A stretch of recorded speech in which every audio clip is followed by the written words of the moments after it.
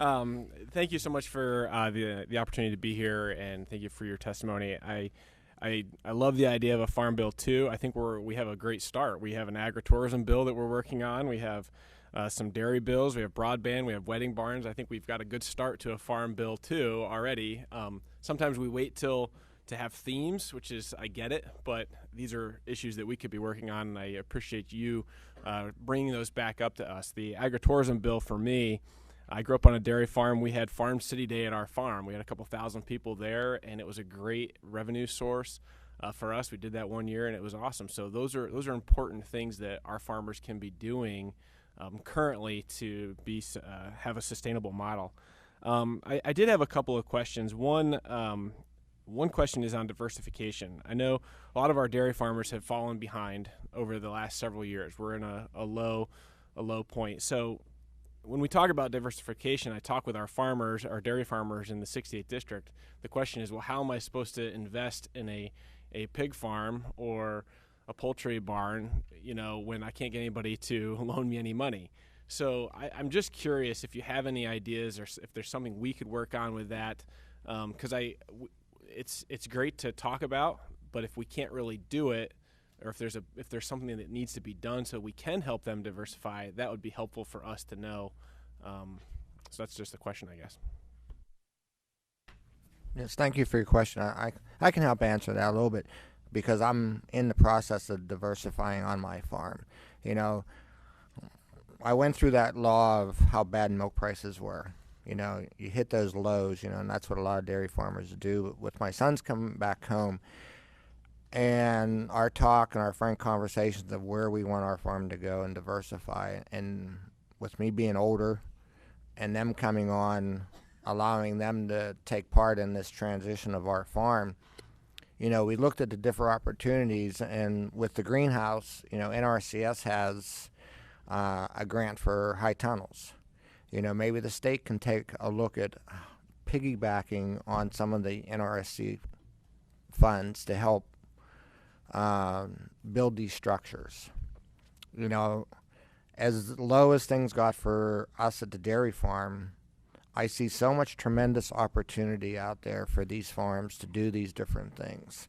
When I talk about diversifying into growing vegetables, I was amazed at the local restaurants that reached out and are looking to buy our produce.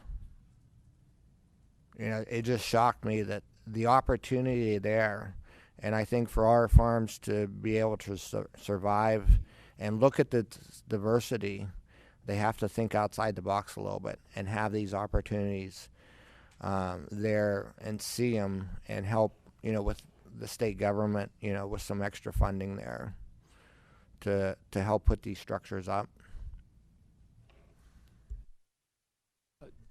I think the numbers never lie. You look at lots of opportunities in Pennsylvania, but since the last census, the poultry industry has grown 24%, and the swine industry here in Pennsylvania has grown 26%.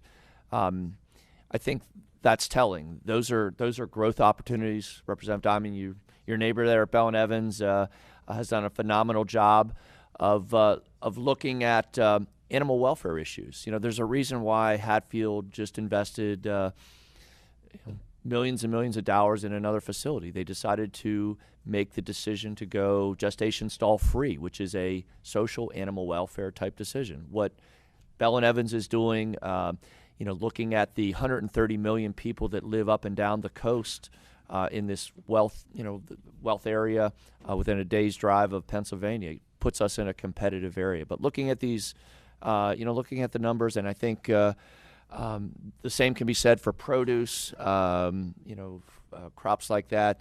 The sheep and goat industry, the largest, auction east of Texas happens to be in Pennsylvania and is tremendous growth opportunity.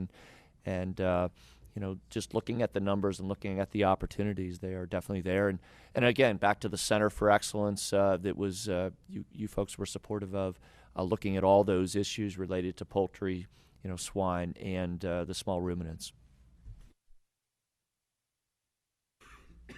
Thank you. Yes. Thank you for bringing up that point. On my own farm, we're a diversified vegetable farm, and we also pasture livestock as well, and we've done that for nearly 40 years. And one of our resounding themes in terms of being able to survive financially is that diversity is our best insurance policy. We're coming out of a time in this country where we've spent decades consolidating systems, and there definitely is something to be said for efficiencies that come with consolidation. But we've ended up, particularly here in this state, where on the one hand, we're number one in the nation for farm sales direct to consumers. But we have serious need for infrastructure and processing improvement. And if we can continue to support farmers to diversify their operations through infrastructure improvements, through processing, through being able to just on their own farms diversify their enterprises, we are so much better positioned to be able to survive financially. So if we've got this benefit, we're close to so many enormous urban markets and have got the farmers who know how to sell direct to consumer. If we can couple that with supporting infrastructure and processing, I really think it positions us in a way that just will make us stand out from all of the other states around us. Thank you for that. And I was thinking a little bit about the permitting side. I wonder if we could help out with that. I know that can be a challenge. Maybe there's something there we can look at as far as if there's a farm that wants to diversify, we could help with some of the permitting headaches that go along with that. So There's headaches? Really? Yeah, there's headaches. Thank you very much.